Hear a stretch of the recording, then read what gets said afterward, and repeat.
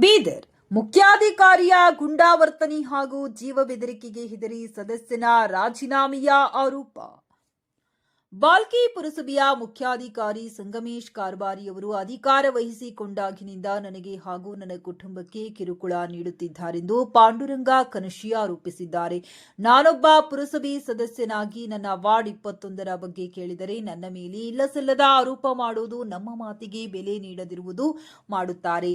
ಭ್ರಷ್ಟಾಚಾರದಲ್ಲಿ ಮುಳುಗಿರುವ ಪುರಸಭೆ ಮುಖ್ಯಾಧಿಕಾರಿ ಸಂಗಮೇಶ್ ವಿರುದ್ಧ ತನಿಖೆ ನಡೆಸಿ ಸೂಕ್ತ ಕ್ರಮ ಕೈಗೊಳ್ಳಬೇಕೆಂದು ಜಿಲ್ಲಾಧಿಕಾರಿಗೆ ದಾಖಲೆ ಸಹಿತ ನೀಡಿ ಮನವಿ ಮಾಡಿದ್ದೇನೆ. ಪುರಸಭೆಯ ಮುಖ್ಯಾಧಿಕಾರಿ ಕರ್ಮಕಾಂಡದಿಂದ ಬೇಸತ್ತು ಪುರಸಭೆ ಸದಸ್ಯತ್ವಕ್ಕೆ ರಾಜೀನಾಮೆ ಸಲ್ಲಿಸುತ್ತಿದ್ದೇನೆ ಎಂದು ಪಾಂಡುರಂಗ ಮಾಧ್ಯಮದ ಮುಂದೆ ತಿಳಿಸಿದರು.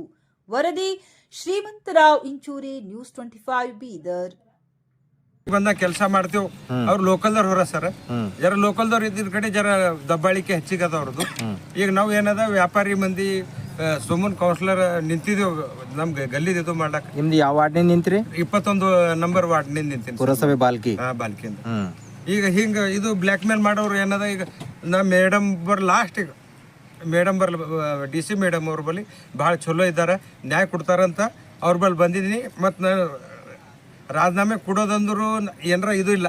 ನಂದು ವಾರ್ಡಿನ 30-35 ಲಕ್ಷದ ದೇವ್ರದ್ದು ಅವ. ಅವ್ರು ಕೆಲಸ ಮಾಡೋದು ಅವ್ರಿಗೆ ಜಿಮ್ಮೆದಾರಿ. ಈಗ ನನ್ನ ಮುಂದೆ ಇದ್ರ ಮುಂದೆ ನಂದು ವಾರ್ಡಿನ ಜಿಮ್ಮೆದಾರಿ ಮೇಡಮ್ ಅವ್ರು. ಇವಾಗ ನೀವು ಏನು ರಾಜೀನಾಮೆ ಕೊಟ್ಟರದ ನಿಮ್ಮ ಸಮಸ್ಯೆಗೆ ಏನು ಪರಿಹಾರ ಸಿಗ್ತದ, ಬಗೆಹರಿಸ್ತದ? ನನ್ನ ಮೇಲೆ DC ಮೇಡಮ್ ಅವ್ರ ಮೇಲೆ ಫುಲ್ ಭರೋಸೆ ಅದ. ಅವ್ರು ಭರೋಸೆ ಅದ ಅಂತ ಲಾಸ್ಟ್ ಇಲ್ಲಿಗೆ ಬಂದಿನ. ಈಗ ಇಲ್ಲಿ ಸಿಗಲ್ಲ ಹೊಂಟ್ರು 1 ತಿಂಗಳು ಬಾದ್. ಈಗ ನೀನು 5 ತಾರೀಕಿಗೆ ಕೃಷ್ಣ ಮಂದಿರ ಮೇಲೆ ಕುಂತೀವಿ, ಇವತ್ತು ಇಲ್ಲಿ ಬಂದೀನಿ. ಈಗ ಮುಂದಿನ 5 ತಿಂಗಳು ಲಾಸ್ಟ್ CM ಬರಲು ಹೋಗ್ಬಿಡ್ತೀನಿ ನಾ.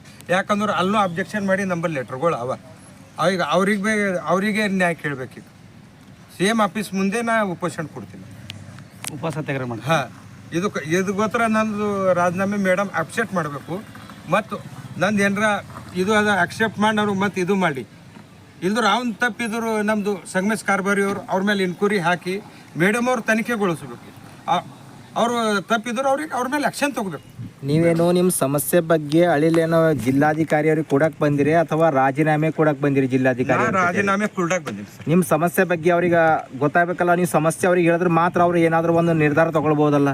ನನ್ನ ಮನಸ್ಸಿನಲ್ಲಿ ಏನೇನಿದೆ ಎಲ್ಲ ಅವ್ರ ಮನ ಬಿಚ್ಚಿ ಹೇಳ್ತೀನಿ ಅವ್ರಿಗೆ. ಹಾಂ, ಹೇಳಿದ್ಮೇಲೆ ನಿರ್ಧಾರ ಆಗ್ತದೆ. ರಾಜೀನಾಮೆ ಈಗ ನಾ ಇರಂಗಿಲ್ಲ, ನಾವು ಇದ್ದು ಇಲ್ದಾಗ ಅದ. ಜನರಿಗೆ ಮಾರಿ ತೋರಿಸ್ಲ. ನಂದು ಫಂಡೇ ಅವ್ರು ಹೇಳಲ್ಲ ಹೊಂಟಾರ ಕೆಲಸ, ನಾ ಯಾಕೆ ಇರಬೇಕು? ಈಗ 5 ವರ್ಷದಾಗ 6 ಲಕ್ಷ ಕೆಲಸ ಕಳಪೆ ಮಾಡತ್ತಾರೆ. ಅದು ಒಂದು ಪೈಪ್ಲೈನ್ 1.5 ಇಂಚ್ ಹಾಕದಿತ್ತು, 1 ಇಂಚ್ ಹಾಕಿ ಅದು ಬೋಗಸ್ ಬಿಲ್ ಎತ್ಕೊಳತ್ತ. ಏನು ಅದೇ ಥರ ನಿಮ್ಮ ವಾರ್ಡ್ನಾಗೆ ಮಾಡ್ಯಾರ, ಬೇರೆ ಬಾಲ್ಕಿ ನಗರದಂತ ಮಾಡ್ಯಾರ? ಬಾಲ್ಕಿ ತುಂಬ ಎಲ್ಲ ವಾರ್ಡ್ದಾಗ ಹಾಗೆ ಮಾಡ್ಯಾರ. ಅವು ಪುರಾವೆ ಅವ ನಿಮ್ಮ ಹತ್ರ? ಇಲ್ಲ, ನಂದು ಪುರಾವೆ ಪೂರ್ತಿ ಅವ. ಬೇರೆ ವಾರ್ಡ್ದವ್ರು ಅವ್ರವ್ರ ಸದಸ್ಯ ಮುಂದೆ ಬರಬೇಕು. ಈಗ 15 ಫೈನಾನ್ಸ್ 14 ಫೈನಾನ್ಸ್ದಾಗ ನೀವು ಕೇಳ್ರಿ ಎಷ್ಟು ಕೆಲಸ ಮಾಡ್ಯಾರ, ಎಷ್ಟು ಪ್ರಗತಿ ನಿಮಗೆ ಹೇಳ್ತಾರ ಅವ್ರು. RTIದಾಗ ಹಾಕಿದ್ರು ನಮಗೆ ಕೊಡಲ್ಲ ಉಂಟ್ರಿ. ಒಂದು ಸದಸ್ಯನಾಗ ನಾ RTIದಾಗ ಹಾಕ್ಲತ್ತೀನಿ, ಆದ್ರೂ ನನಗೆ ಕೊಡ್ತಾ ಇಲ್ಲ ಅವ್ರು ರೆಸ್ಪಾನ್ಸ್.